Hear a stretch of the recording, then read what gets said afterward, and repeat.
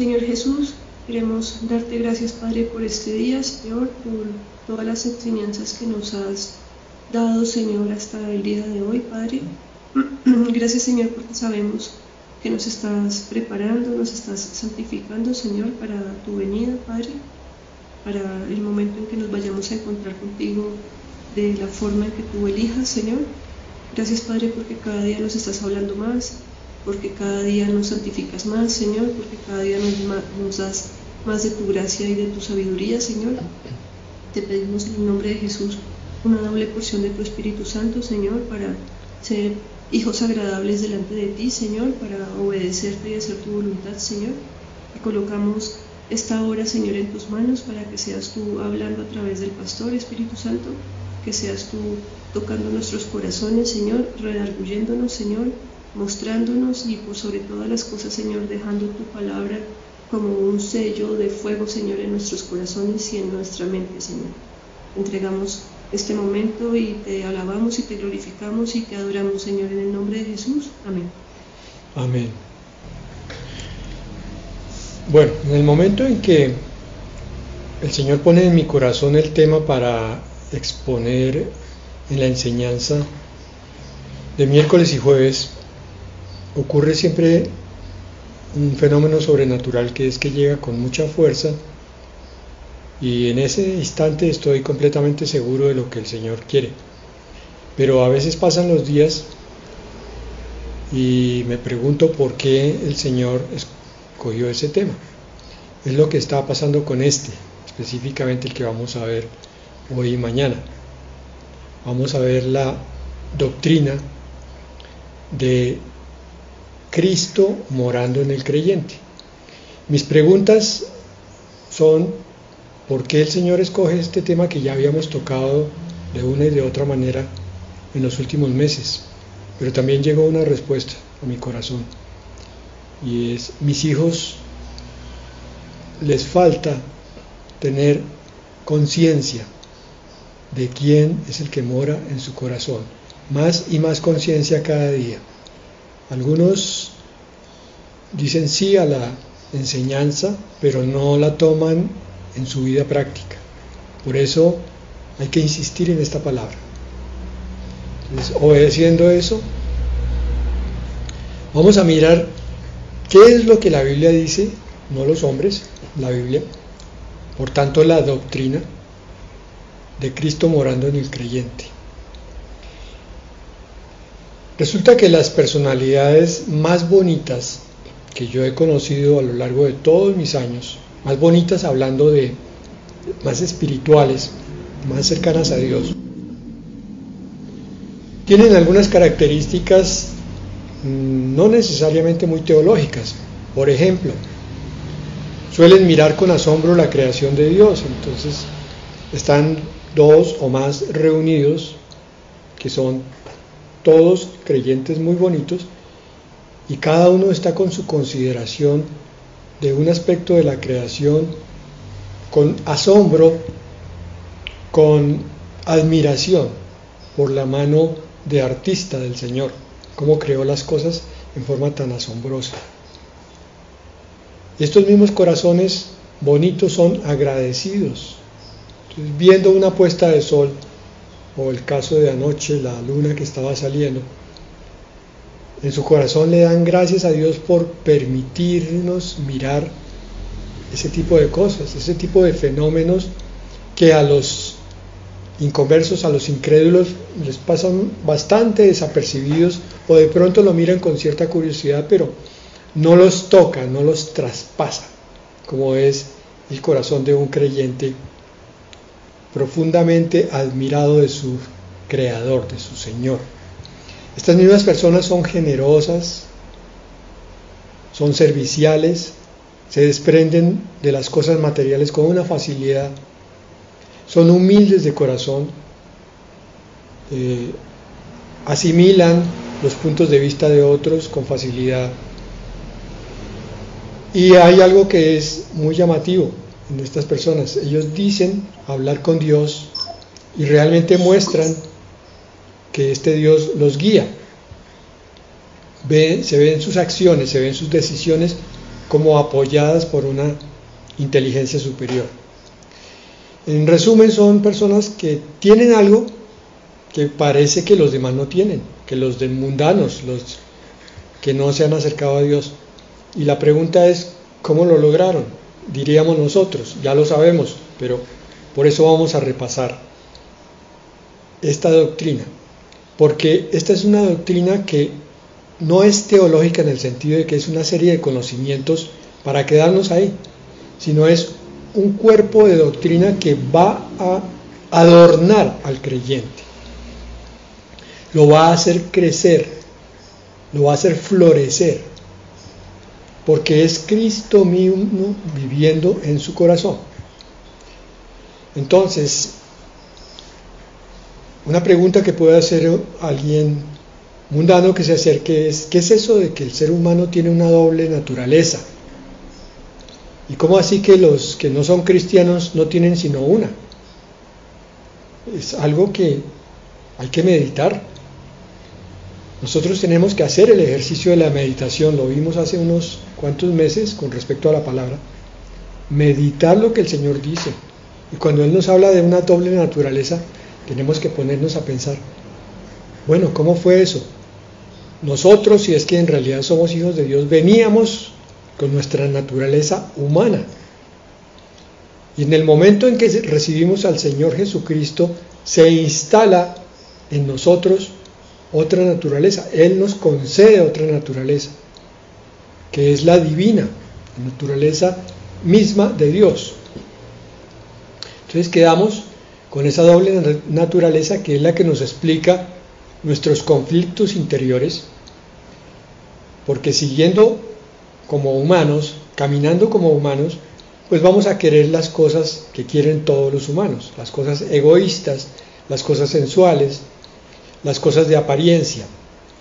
Pero con la naturaleza divina deberíamos entonces tener la mente de Cristo y mirar la voluntad de Dios para cumplirla, y por tanto nuestros intereses serían otros.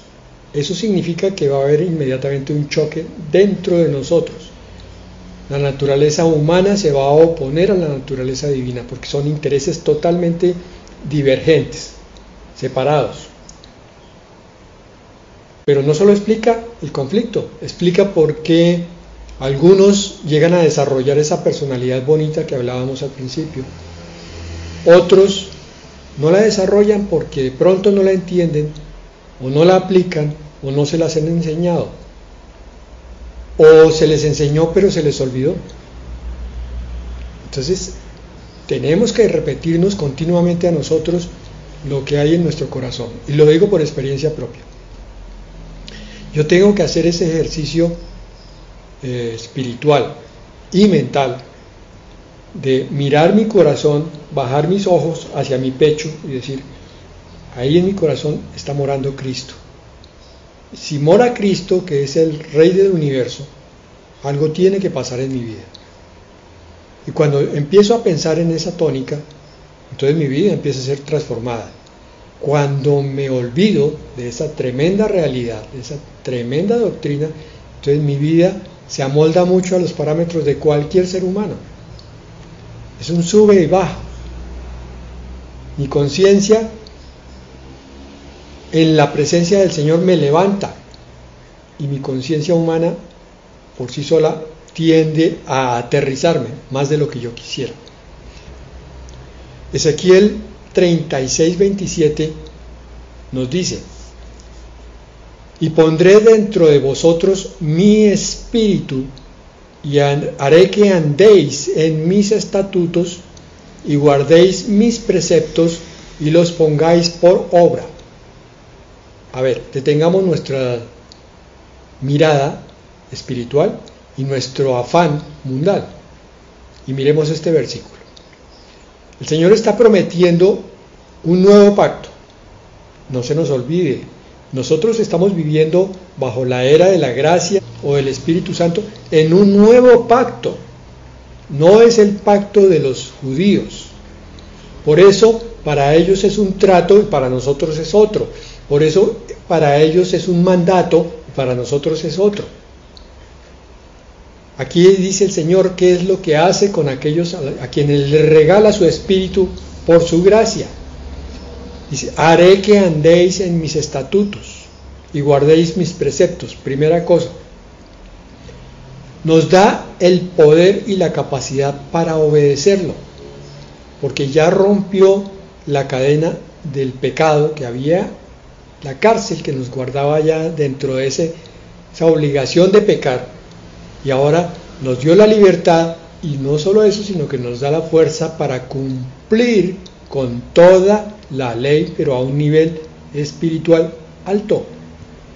Y no solo eso, sino que los pongamos por obra, o sea, no solo que nos llenemos de conocimiento, un nuevo conocimiento, una nueva ley, un nuevo entendimiento de la ordenanza del Señor, sino que ahora comprendamos la grandeza de esa ley y queramos vivir de conformidad con ella, es ponerlo por obra. Bueno, hasta ahí entonces tenemos que pensar en una pregunta. ¿Será que estamos desperdiciando de pronto nuestra doble naturaleza? Sí, y muchas veces porque no la comprendemos bien. No nos comprendemos a nosotros mismos porque no leemos la palabra. No leemos que en Romanos, en el 7, nos habla de las dos naturalezas, la carne y el espíritu, 7 y 8. Y como no entendemos ese conflicto interior, entonces vivimos un cristianismo culpabilizándonos por nuestros propios pecados. Vivimos un cristianismo de obligación. Ay, Señor, yo no quiero hoy, porque no reconocemos el poder que mora en nosotros. Vivimos con enfermos a nuestro lado, enfermos emocionales, físicos inclusive, porque no reconocemos el poder sanador de Cristo en nosotros a través de una oración cuando creemos.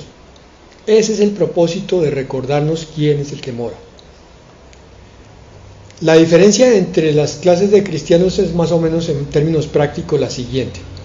Hay simpatizantes del Evangelio que entran a las iglesias, oyen la palabra y no pasa nada con ellos porque nunca se convierten. El inmaduro, que es aquel que ya se convirtió, pero no ha entrado en el camino de entender y aplicar la palabra. Y de ahí pasamos a un espiritual, pero en un nivel todavía legalista. O sea, ya quiere hacer las cosas del Señor, ya quiere cumplir, pero solamente entiende la letra y no ha encontrado la libertad de la palabra aplicada en el espíritu. Por eso, el último nivel es el del espiritual con vida abundante. Bueno, yo entiendo que ese es el propósito por el cual el Señor nos está dando esta palabra, para que desarrollemos esa vida abundante. Hebreos 9, 14 y 15 dice: pero la sangre de Cristo puede hacer muchísimo más. Se ofreció a Dios como un sacrificio perfecto por el Espíritu Santo. Su sangre purifica nuestra conciencia del mal que hemos hecho para que así podamos adorar al Dios viviente, acercarnos a Dios sin culpa, porque sabemos que en un instante le pedimos perdón al Señor y quedamos otra vez listos para estar cercanos a Él y adorarlo, diciendo: Señor, qué hermosa es tu creación, gracias Señor porque me permites vivir esto. Continúa Hebreos 9:15, de manera que Cristo trae un nuevo pacto a los que son llamados por Dios. La semana pasada insistí sobre eso y hoy vuelvo a insistir. No se nos olvide que estamos en un nuevo pacto, que cuando tú leas la palabra del Antiguo Testamento tienes que buscar cómo se puede aplicar, pero a la iglesia del Señor, no como que la iglesia sea la continuidad de Israel, sino espiritualizando la parte literal que les correspondía a ellos. Si el Señor les estaba hablando de alimentos inmundos, de animales inmundos que no podían servir de alimento, tú tienes que entender eso a nivel espiritual. Tú no puedes tomar la letra y decir, como el Señor les prohibió a ellos comer ciertas cosas, a nosotros también. Y recuerde, cada uno de ustedes, que el Señor exhortó a Pedro, porque Pedro estaba haciendo eso. Señor, no, yo que no coma lo que es inmundo. Y el Señor le dijo, no llames tú inmundo a lo que yo he santificado. Pedro, mata y come. Le quería enseñar a Pedro que el Señor había iniciado un nuevo pacto en el cual estaba dando libertad de tantas leyes que habían en el Antiguo Testamento con respecto a muchas cosas. Ahora eso se iba a poder cumplir en el Espíritu. Continúa Hebreos 9:15, así tendrán por siempre lo que Él prometió, porque Cristo murió para librarlos de los pecados que cometieron cuando estaban bajo el pacto antiguo. Perfecto, 2 pactos. Entonces, lo que tenemos es que entender que nosotros, como no somos judíos, no tenemos que hacer una serie de rituales. ¿Cómo quiero yo que eso te quede claro? No se trata de que tú hagas el devocional todos los días a la misma hora porque si no el Señor se pone bravo. No, no es eso. Es que tú hagas el devocional todos los días, pero porque en tu corazón quieres agradar a Dios y quieres acercarte a su presencia y quieres sentir su paz. Es muy diferente. Las dos cosas se hacen lo mismo, pero la motivación es muy diferente. Si tú lo haces por obligación, te vas a sentir encarcelado hasta en un devocional, hasta en un culto, hasta en estas reuniones. Ay, otra. Es que ese pastor habla como tan despacio, como tan no sé qué. Hermano, no mires al pastor, no mires al hombre, mira a Dios, mira el mensaje que te está mandando. No mires la forma, mira el fondo, la esencia, la palabra de Dios que llega a tu vida. En resumidas cuentas, pregunta, hijo de Dios, cristiano que me oyes, ¿es real que Cristo mora en el creyente? Vamos a ver qué dice la palabra. Primero, hay una promesa que está en Juan 14:20. El Señor dice, Señor Jesucristo, en aquel día vosotros conoceréis que yo estoy en mi Padre, y vosotros en mí, y yo en vosotros. ¿Cuál es aquel día? El Señor estaba hablando con sus discípulos en el aposento alto porque ya venía la crucifixión. Aquel día es la muerte y la resurrección. Cuando llegue la muerte y la resurrección, ustedes conocerán. Hermano, cristianismo es conocimiento íntimo. No es conocimiento teológico, ni religioso, ni siquiera doctrinal. Estamos viendo una doctrina para que se nos aclare en la mente muchas cosas. Pero si tú te quedas con esta doctrina y no vas a la presencia viva del Señor, a ver cómo es que Él quiere manifestarse en ti, entonces no estás haciendo nada. Cristianismo es conocimiento íntimo de tu Creador, de tu Señor, de tu Salvador, lo cual implica que vas a conocer leyendo sobre Él, pero vas a conocer hablando con Él, y vas a conocer oyendo de lo que Él tiene que decirte. Conoceréis que yo estoy en mi Padre.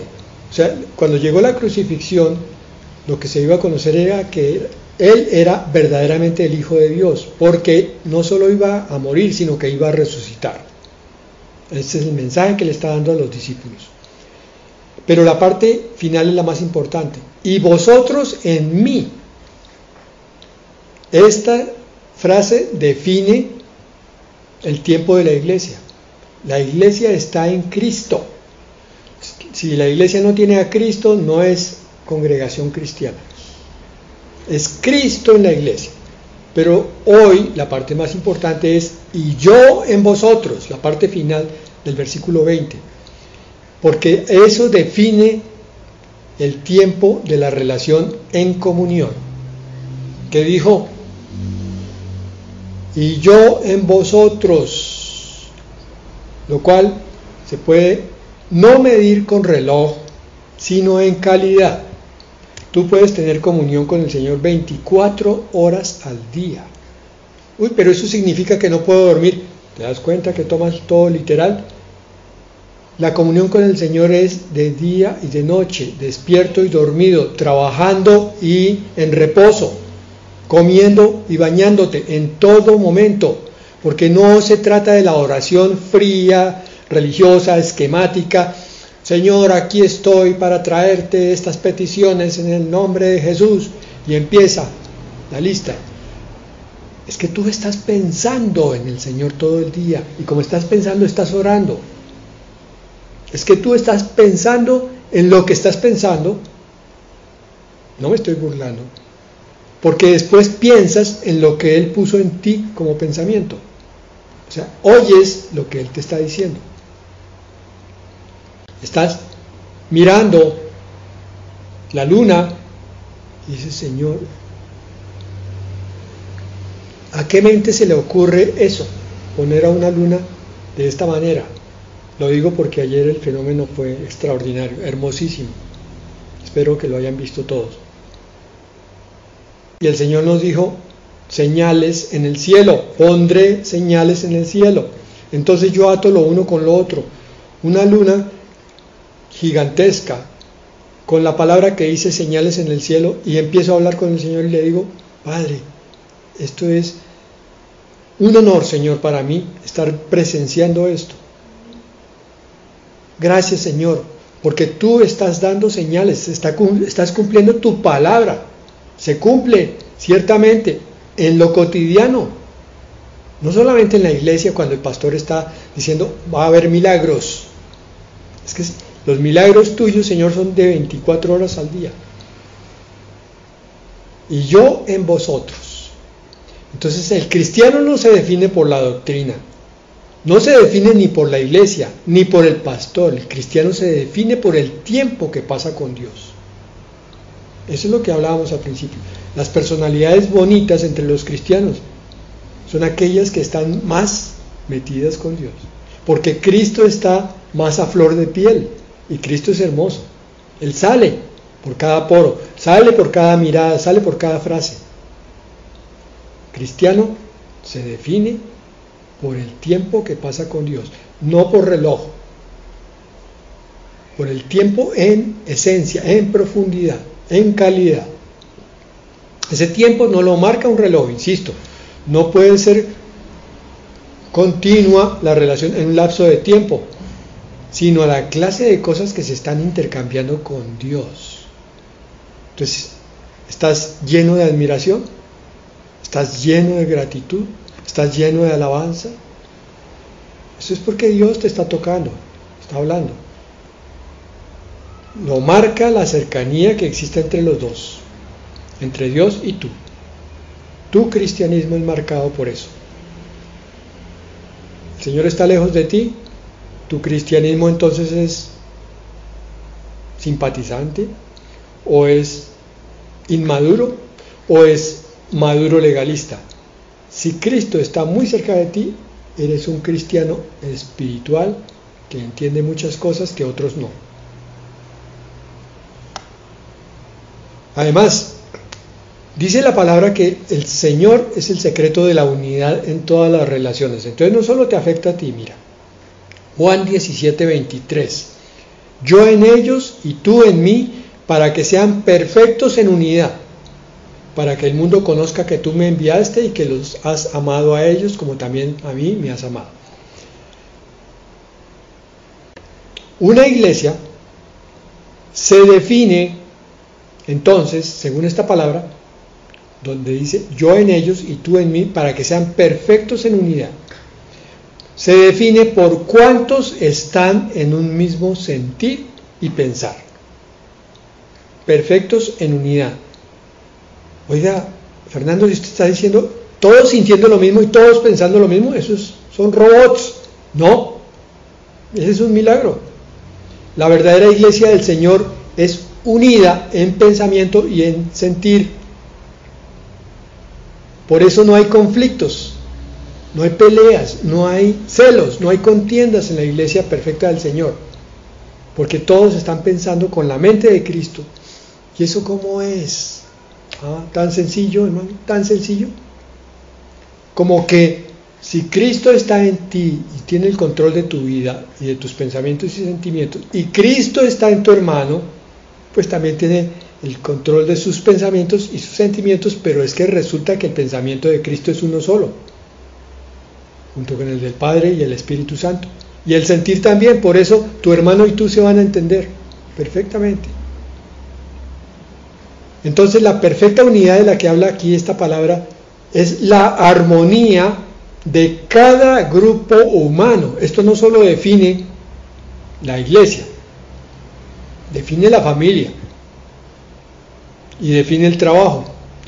Pero la familia, ¿cómo? Es que en mi familia no todos son creyentes. No importa. Si tú eres creyente, tú vas a llevar armonía a una relación que de otra manera sería un caos. Y los demás, los que no están en armonía con Dios, van a aprender a través de ti. Si la iglesia tiene algunos que no sean creyentes, les garantizo que los recién llegados se van a quedar asombrados con lo que vean en los que ya están sembrados en Cristo. Y van a querer eso o se van, una de dos. En el hogar pasa lo mismo. Entonces, la unidad matrimonial, la unidad padres e hijos, la unidad hogareña, es igual a la unidad de la iglesia. Cuando Cristo está tomando todo, hay armonía. Cuando por alguna razón yo me he distraído, entonces empiezo a caer en enojo, en irritabilidad, me bajo de mi espiritualidad y empiezo a pelear, empiezo a impacientarme. Es una solamente la de Cristo y una sola voluntad, la del Padre. Eso explica la unidad perfecta. La doctrina también dice que la vida vieja muere para que la nueva pueda vivir. Gálatas 2:20. Palabra que conocemos, pero que nos cuesta mucho trabajo vivir. Con Cristo estoy juntamente crucificado y ya no vivo yo. Están crucificados mis pasiones, mis pecados, mi egoísmo, mis deleites. Yo los he llevado a la cruz voluntariamente, aunque el que los toma y los clava en la cruz es el Señor, con su muerte. Yo no tengo mérito. Por eso decía, pondré mi espíritu dentro de ellos para que puedan cumplir con mis leyes y estatutos. Ya no vivo yo. Mírate cada día. Si tú te miras al espejo en la mañana cuando te estás arreglando y dices, yo soy Fernando, y Fernando hace esto y esto, estás cometiendo un error, porque estás mirando la parte humana únicamente. Pero si dices, yo soy Fernando, hijo de Dios, en mí hay muchas cosas que hay que cambiar, pero en mí mora Cristo, ya no vivo yo, porque dice ahí, mas vive Cristo en mí. Ustedes saben que a mí me encanta hacer preguntas, ¿no? Porque yo me las hago todos los días. ¿Cuántos cristianos se levantarán por la mañana y dirán, mas vive Cristo en mí? Yo creo que la mayoría de cristianos entonces se miran solamente ellos y salen a vivir su vida. Por eso hay todavía tanto pecado, tanta debilidad y tanta carnalidad. Porque Gálatas 2:20 continúa diciendo, lo que ahora vivo en la carne, lo vivo en la fe del Hijo de Dios. Es decir, la forma correcta de vivir en mi parte humana, mi parte carnal, es en la fe del Hijo de Dios. Fe es creer en lo que dice el Hijo de Dios, el cual me amó y se entregó a sí mismo por mí. Por eso, el siguiente punto de esta doctrina es que esto se obtiene por fe, no hay otra forma. Si tú no estás creyendo esta palabra, nada que hacer. Pero si la estás creyendo, entonces Efesios 3:17, ya te lo sabes, ¿cierto? Para que habite Cristo por la fe en vuestros corazones, a fin de que, arraigados y cimentados en amor, seáis plenamente capaces de comprender con todos los santos cuál sea la anchura, la longitud, la profundidad y la altura del amor de Dios, de la creación, de la salvación, lo eterno, lo inconcebible que es todo lo que hace Dios, y de conocer el amor de Cristo que excede a todo conocimiento, para que seáis llenos de toda la plenitud de Dios. Cada vez que yo leo este versículo, hago énfasis ahí. Primero, 3:17. Que habite Cristo por la fe en tu corazón, que confíes plenamente en esta palabra y que empieces cada día a decirte, bueno Señor, lo he sabido pero no lo he podido llevar a la práctica. Ahora voy a creer, Señor, con ejercicio mental, cada vez que me acuerde que tú estás en mi corazón. Por tanto, voy a ser lleno de toda la plenitud de Dios. Les dije, vida abundante. Entonces, mira tu corazón cada día y mira consciente y frecuentemente quién habita en él.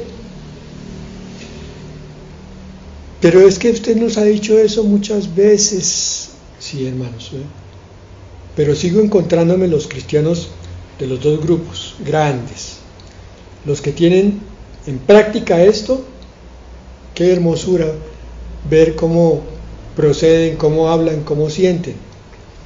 Y los cristianos que conocen esta palabra, la han oído 300 veces este año, pero no la viven. Entonces se desesperan, se tiran los pelos, están irritables, están de mal genio, no tienen paciencia, no tienen tolerancia, a veces dicen hasta palabrotas. Cristianos no son conscientes de quién habita en él. ¿Por qué? Porque esto es un misterio glorioso. Colosenses 1:27. Entre paréntesis, hemos visto esta palabra multitud de veces, pero miren cómo la arma el Señor. La arma de tal manera que ahora nos explica la doctrina de otra manera. Colosenses 1:27. A quienes Dios quiso dar a conocer las riquezas de la gloria de este misterio entre los gentiles, que es Cristo en vosotros, la esperanza de la gloria. La esperanza de gloria. Sí, hermano, yo sé que ya te lo sabes casi de memoria de tantas veces que yo lo he repetido aquí. La pregunta es, ¿has meditado en que es un misterio? Lo cual quiere decir que muchos no lo conocen. Lo cual quiere decir que muchos no lo descubren. Aunque les digan, mira, ahí está el misterio, no lo descubren. Colosenses 1:20, sí, es un misterio, sí, y esto quiere decir que como es misterio, muchos no lo trabajan porque no lo entienden. Solo unos pocos. Y qué preciosidad es ver a Cristo mostrándose a través de ellos, de los que lo trabajan, de los que han descubierto este misterio, de los que lo conocen, lo estudian y lo meditan y lo quieren llevar a la práctica. Y 2 punticos para terminar. La obediencia es esencial. Dice 1 Juan 3:24. Y el que guarda sus mandamientos permanece en Dios y Dios en él. Y en esto sabemos que Él permanece en nosotros por el Espíritu que nos ha dado. Lo leo de esta manera. Y el que obedece a Dios, Dios permanece en él y él permanece en Dios. No hay otra opción. La obediencia es la que lleva a la espiritualidad. Dicho de otra manera, la desobediencia, sobre todo en aquellos que llevan varios años con el Señor en la iglesia, pero no andan con Cristo, es la que explica por qué Dios no permanece en ellos y ellos no permanecen en Dios. Sin embargo, el último punto hoy es que esta doctrina es posible de ser cumplida en todos. Apocalipsis 3:20. He aquí, yo estoy a la puerta y llamo. Si alguno oye mi voz, oído atento, y abre la puerta, oye, se dispone, no solo oye, dispone su corazón para que él entre a gobernar, a servir la cena. Dice, entraré a él, cenaré con él y él conmigo. Esto pareciera querernos decir recuerden que es una palabra para una iglesia cristiana, la última, la más tibia de todas. Pareciera que muchos cristianos están viviendo con Cristo afuera, porque Él dice, entraré a Él. Y como está afuera, no hay banquete, no hay vida abundante, cenaré con Él y Él conmigo. Bueno, ¿puntos claros? Por favor, repásenlos. Vamos a orar. Sí, pastor. Bueno, queremos darte gracias por tus enseñanzas, Señor. Gracias porque tú nos muestras, Señor, como esa luz en medio de la oscuridad. Gracias, Padre, porque tu palabra se vuelve viva, porque nos haces entender y nos enseñas el camino por donde debemos andar.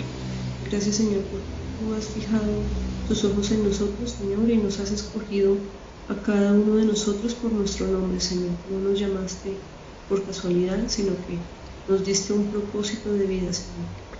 Gracias, Señor, porque lo estamos descubriendo, porque tú nos lo estás mostrando, Señor, porque cada vez las cosas son un poco más claras, porque la madurez la estamos sintiendo, porque nosotros queremos ser también como tú, Señor, esa luz en medio de la oscuridad, sea en nuestra familia, en nuestra ciudad, en nuestro planeta.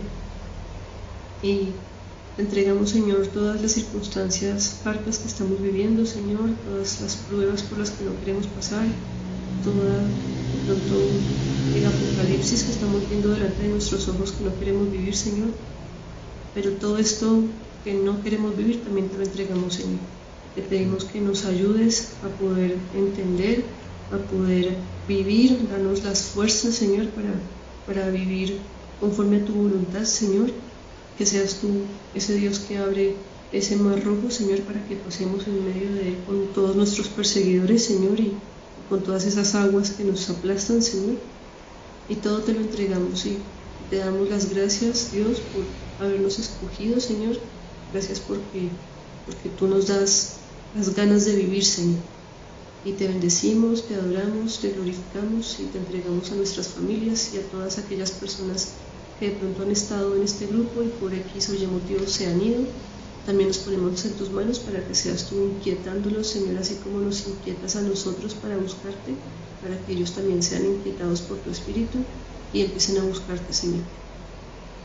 Gracias, Señor, en el nombre de Jesús. Amén. Amén.